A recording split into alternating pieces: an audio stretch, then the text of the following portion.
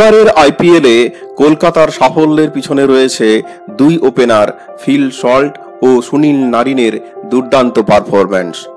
এখনো অবধি 11টি ম্যাচে ফিল সল্ট করেছেন 429 রান, রয়েছে 4টি হাফ সেঞ্চুরি।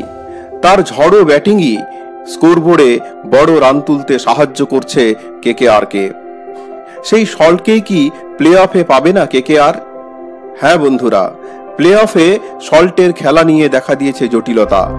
আমরা দেখে নেব, তবে তার আগে চ্যানেলটিকে অবশ্যই সাবস্ক্রাইব করে দাও।